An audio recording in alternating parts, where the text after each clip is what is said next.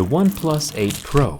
I've been doing durability tests on OnePlus phones ever since the OnePlus 2 came out, about 5 years ago. And they've all done a pretty good job of surviving. Inside the box we get a fun, clear, never settle case. Free protection is always the best protection, along with a red charging cable and a 30-watt warp charging block. This OnePlus 8 Pro has some major improvements, changes that I'm actually pretty excited about. It's time to see if it can survive a durability test. Let's get started.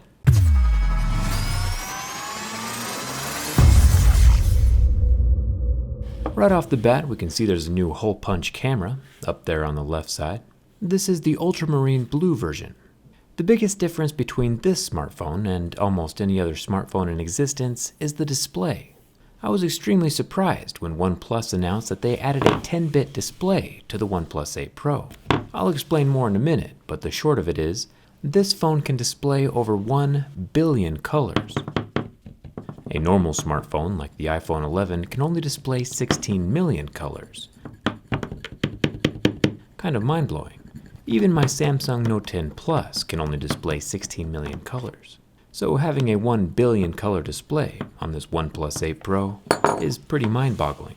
Normally I'd always say that true beauty lies on the inside, but with 1 billion colors I'll make an exception for this screen. Still scratches at level 6 with deeper grooves at a level 7 though. Up here at the top of the phone we have a small plastic earpiece slit, which isn't coming out on its own anytime soon. And we also have the 16 megapixel front-facing hole punch camera, which is also protected by the front glass screen. This vibrant frosty blue color is actually pretty cool.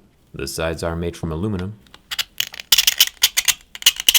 along with the metal volume rocker. Up here at the top of the phone there's an interesting indentation. Kinda reminds me of a fuller groove we usually see in knives or swords. Some people would call it a blood groove. A fuller actually gets rid of weight while making the shape of the metal stronger. The groove up here at the top though is probably more aesthetic than anything else. The right side of the phone has a power button and the triple slider, which is a feature I think every phone should have. It can physically change between a ring, vibrant, and silent. Makes it really easy not to disturb other people, you know, if we ever get to go out in public again. The OnePlus 8 Pro does have an official IP rating this time around. We'll have to see what most of that protection looks like when we get inside the phone, but from out here we can see the red rubber ring around the dual SIM card tray. The IP68 rating is a nice peace of mind to have, even though we should never actually trust it.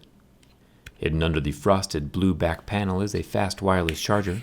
For comparison, this guy can wirelessly charge at 30 watts, while the iPhone 11 charges wirelessly at 7.5, and the Galaxy S20 goes wireless at 15, so 30 watts is rather impressive.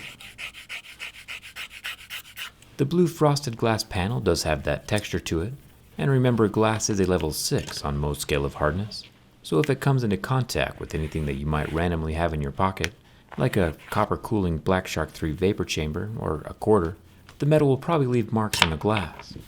The soft metal dust can be cleaned off relatively easy, but either way a case or a skin is probably a good idea. There are 4 cameras on the back, a 5 megapixel color filter down here at the bottom, and a 48 megapixel main camera here in the center, along with another 48 megapixel ultra wide camera up top, and another 8 megapixel 3x telephoto zoom camera off here to the side, all protected with glass. Having different camera perspectives is a game changer, and I'm glad OnePlus kept all 3. There is also an optical underscreen fingerprint scanner. I'll get my fingerprint set up and add some more scratches for good measure.